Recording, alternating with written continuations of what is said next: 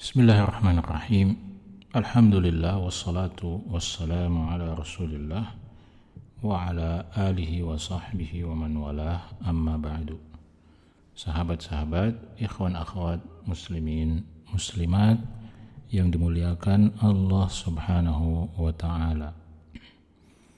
Setelah ibadah zikir kepada Allah Subhanahu wa taala, maka ibadah selanjutnya yang juga harus menjadi perhatian seorang penuntut ilmu adalah ibadah taubat kepada Allah Subhanahu wa taala. Mungkin sebagian kita akan bertanya-tanya dan mungkin tidak menduga bahwa ternyata taubat adalah sebuah ibadah yang penting untuk diperhatikan dan tentu saja dilakukan oleh seorang penuntut ilmu. Syekh Abdul Muhsin Al-Qasim hafizahullah mengatakan, at-taubatu ibadatun min ajallil ibadat. Taubat itu adalah satu ibadah yang termasuk dalam ibadah yang paling mulia di sisi Allah Subhanahu wa taala. Taubat ini adalah ibadah yang luar biasa kedudukannya di sisi Allah Subhanahu wa taala.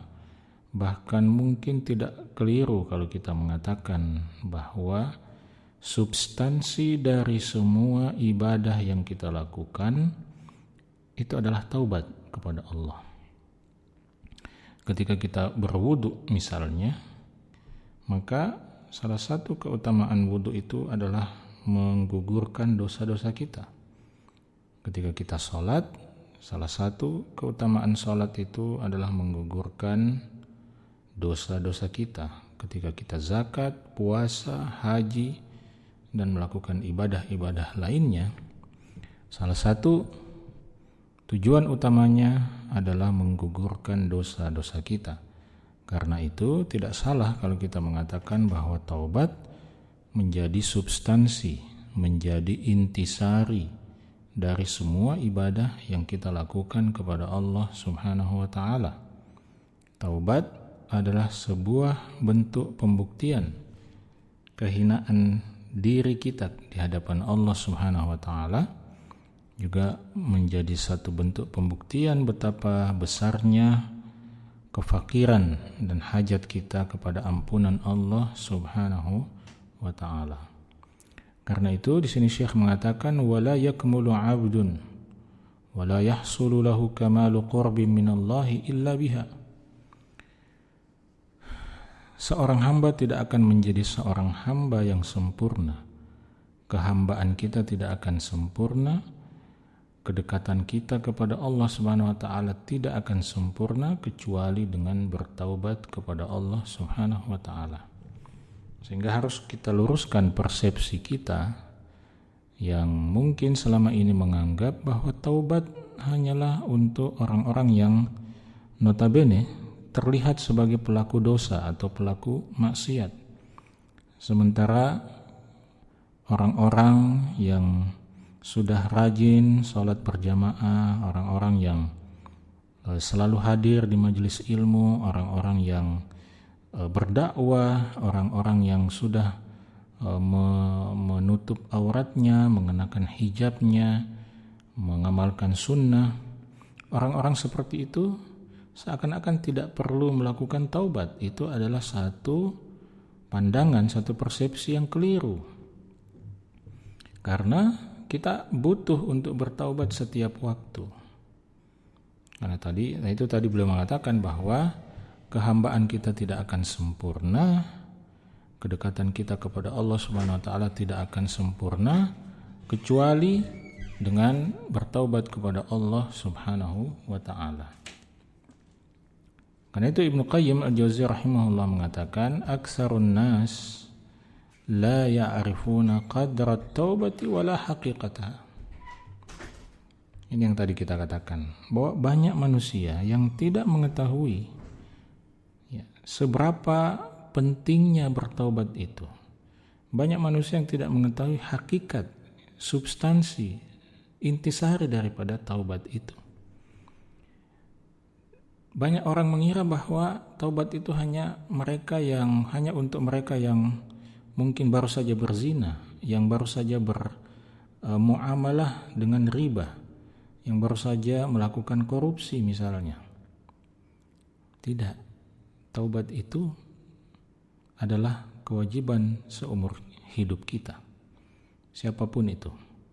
Ulama, ahli ibadah, para ustadz, para dai, para pelaku maksiat, semuanya punya kewajiban untuk bertaubat kepada Allah Subhanahu wa taala. Kemudian poin yang kedua kata beliau, at-taubatu sababul falah. Taubat itu adalah jalan kesuksesan, jalan keberhasilan. Sebagaimana firman Allah Subhanahu wa taala, wa tubu ilallahi jami'an ayyuhal mu'minun la'allakum tuflihun. Bertaubatlah kalian kepada Allah, bertaubatlah kalian semua kepada Allah, wahai orang-orang yang beriman, la'allakum tuflihun, agar supaya kalian mendapatkan kesuksesan dan keberhasilan. Karena itu Ibnu Qayyim al-Jauziyah rahimahullah mengatakan, wa yughlaqu basyurur bitaubati wal istighfar. Pintu-pintu keburukan itu akan ditutup dengan taubat dan istighfar. Jadi kalau kita ingin mendapatkan keselamatan dalam hidup kita, kesuksesan dalam hidup kita, kalau kita ingin terhindar dari keburukan dalam hidup kita, maka itu semua bisa kita lakukan dengan banyak bertaubat dan beristighfar kepada Allah Subhanahu wa taala. Dan itu sebaliknya kata beliau, wa man lam yuaddi tilkal ibadah kana zaliman li nafsihi. Orang yang tidak menunaikan ibadah mulia yang bernama taubat ini, maka dia adalah orang yang telah menzalimi dirinya sendiri. Kata Allah Subhanahu wa taala, wa man lam yatub fa ulaika humudz zalimun. Siapa saja yang tidak bertaubat kepada Allah, maka mereka itulah sebenarnya orang-orang yang zalim kepada dirinya sendiri. Dia mencelakakan dirinya sendiri lantaran tidak mau bertobat kepada Allah Subhanahu wa taala. Nasihat yang ketiga kata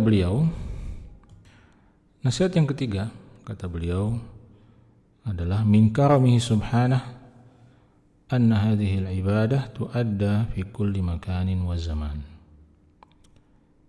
Salah satu bentuk kemaha pemurahan Allah Subhanahu wa taala adalah bahwa ibadah taubat ini dapat ditunaikan, dilakukan di manapun, di tempat manapun, dan di waktu manapun. Taubat ini tidak punya batas wilayah, tidak punya batas teritori, sebagaimana juga tidak punya batas waktu. Kapanpun, dimanapun, kita bisa bertaubat kepada Allah Subhanahu wa ta'ala.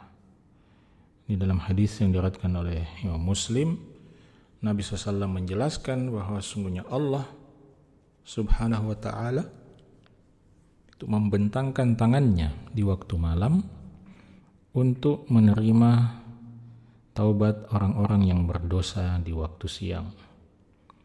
Dan Allah Subhanahu wa ta'ala membentangkan tangannya di waktu siang untuk menerima dan memberi taubat kepada orang-orang yang berbuat dosa di waktu malam hingga terbitnya matahari dari tempat terbenamnya.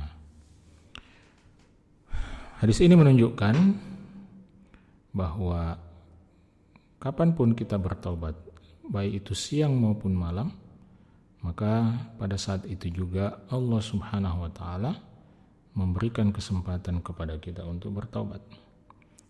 Dan pintu taubat itu akan ditutup secara universal oleh Allah Subhanahu wa ta'ala ketika matahari terbit dari tempat terbenamnya, dan itu adalah salah satu tanda kiamat besar yang menandakan tertutupnya pintu taubat. Itulah sebabnya Nabi kita Muhammad sallallahu alaihi wasallam dalam satu majelis saja beliau beristighfar sebanyak 100 kali kepada Allah Subhanahu wa taala. Beliau mengatakan, Rabbighfirli wa tub alayya innaka antat tawwabur rahim. Rabbighfirli wa tub alayya innaka antat tawwabur rahim. Saya ulangi, Rabbighfirli wa tub alayya innaka antat tawwabur rahim. Wahai Tuhanku, ampunilah aku, terimalah taubatku, sesungguhnya hanya Engkau yang maha penerima taubat dan maha mengasihi.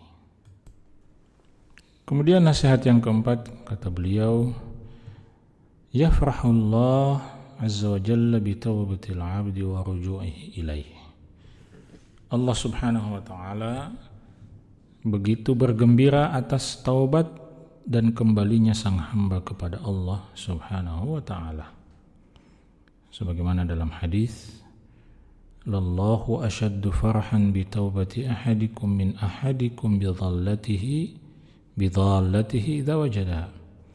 Sungguh Allah itu lebih besar kegembiraannya terhadap taubat seorang hamba, seorang dari kalian, daripada ketika seorang dari kalian menemukan hewan tunggangannya atau hewan ternaknya yang hilang. Dan ini adalah satu kemuliaan bagi hamba yang bertaubat kepada Allah Subhanahu wa taala. Begitu pula Nabi sallallahu alaihi wasallam. Pada poin kelima beliau mengatakan, Nabi sallallahu alaihi wasallam juga seperti itu. Beliau sangat gembira ketika ada seorang hamba yang bertaubat kepada Allah Subhanahu wa taala. Sebagaimana yang diceritakan oleh sahabat Ka'ab bin Malik radhiyallahu taala anhu, yang diuji oleh Allah Subhanahu wa taala dalam satu peristiwa, sehingga beliau kemudian didiamkan oleh Nabi sallallahu alaihi wasallam sampai kemudian Allah menyatakan menerima taubat dan mengampuni Ka'ab bin Malik dengan dua sahabat lainnya. Ketika dia datang menemui Nabi sallallahu alaihi wasallam dan mengucapkan salam kepada Nabi sallallahu alaihi wasallam, beliau katakan, lamma sallamtu ala Rasulillah sallallahu alaihi wasallam wa huwa yabruqu wajhahu bisurur. Ketika saya mengucapkan salam kepada Nabi SAW, wajah beliau bercahaya lantaran sangat gembira. Dan kata Ka'ab bin Malik radhiyallahu taala anhu, Rasulullah itu kalau beliau bahagia, kalau beliau gembira, maka kegembiraan itu akan terpancar dari wajah beliau, sampai-sampai wajah beliau itu seperti belahan rembulan, hatta ka'annahu qit'atu qamar. Dan kami para sahabat, kata Ka'ab bin Malik, tahu betul tentang itu. Nah, ini menunjukkan kegembiraan Rasulullah sallallahu alaihi wasallam kepada seorang hamba yang bertaubat kepada Allah Subhanahu wa taala. Kemudian yang keempat, kata beliau, khairu yaumin fi umril abdi yaumu taubati. Hari terbaik dalam kehidupan seorang hamba adalah hari ketika dia bertaubat kepada Allah Subhanahu wa taala. Masih dalam kisah sahabat Ka'ab bin Malik yang sebelumnya kita singgung, ketika Allah Subhanahu wa taala menerima taubatnya, ya, lantaran tidak ikut serta dalam perang Ahzab, maka Nabi SAW mengatakan kepada Ka'ab bin Malik, "Abshir bi khairi yaumin marra 'alaika mundu waladatka ummuk." Bergembiralah dengan hari terbaik yang pernah terjadi dalam kehidupanmu sejak engkau dilahirkan oleh ibumu. Jadi hari di mana ketika taubatnya diterima oleh Allah Subhanahu wa taala, itulah hari terbaik. Itulah hari terbaik kita para hamba. Ya. Kemudian yang ketujuh kata beliau bahwa para sahabat itu yuhanni'u ba'dhuhum ba'dha bit-taubah. Jadi para sahabat itu saling mengucapkan selamat antara satu dengan yang lain, ya, atas taubat yang dilakukan atau taubat yang mereka lakukan.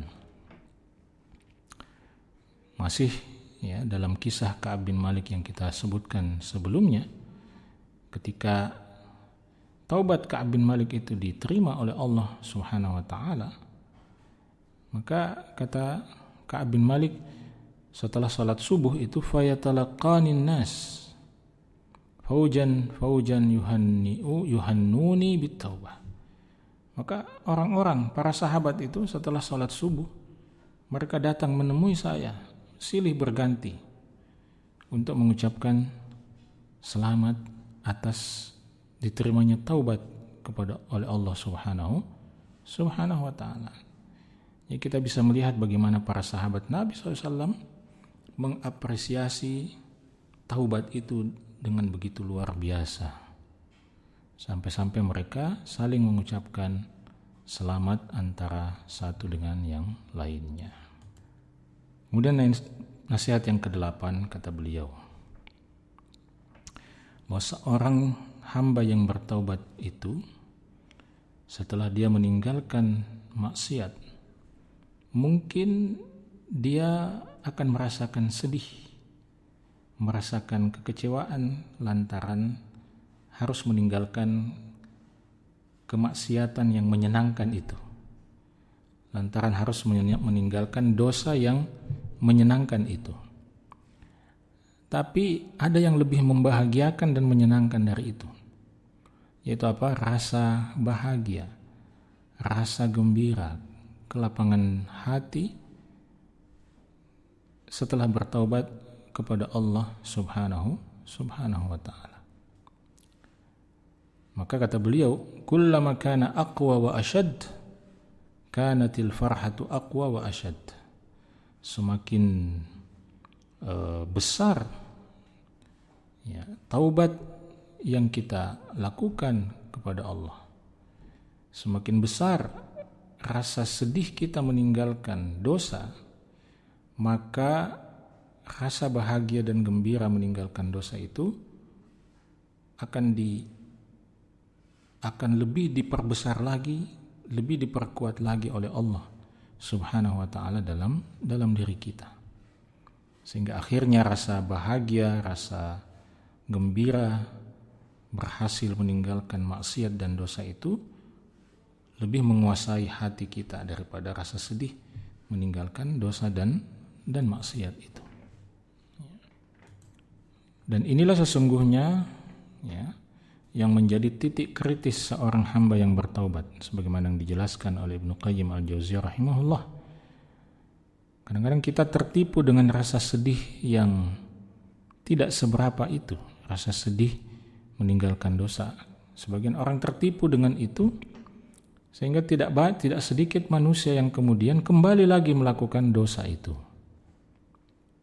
Setelah dia bertaubat, dia kembali lagi melakukan dosa itu, tenggelam dalam perbuatan dosa itu, karena terseret oleh rasa kehilangan, ya, atau mungkin merasa rugi lantaran meninggalkan hal-hal yang diharamkan oleh Allah Subhanahu wa taala. Dan kesalahan sang hamba yang seperti ini disebabkan karena dia tidak menyelami betapa lapangnya jiwanya, betapa bahagianya perasaannya, justru itu lebih besar daripada kesedihan meninggalkan maksiat itu. Karena itu sahabat-sahabat yang dimuliakan oleh Allah Subhanahu wa taala, jalan taubat itu tentu tidak semudah yang kita bayangkan. Akan ada titik-titik kritis di mana keseriusan dan ketulusan kita bertaubat itu diuji oleh Allah Subhanahu wa taala. Maka dengan selalu mengingat kehidupan akhirat, dengan selalu mengingat betapa sementaranya kehidupan dunia, maka mudah-mudahan dengan begitu kita bisa lebih menguatkan dorongan dan motivasi kita bertaubat dan meninggalkan kemaksiatan, meninggalkan apa yang dilarang oleh Allah Subhanahu wa taala. Maka sekali lagi kepada para penuntut ilmu, ini adalah satu ibadah yang harus kita lazimi sepanjang hayat kita, yaitu bertaubat kepada Allah Subhanahu wa taala. Semoga bermanfaat. Assalamualaikum warahmatullahi wabarakatuh.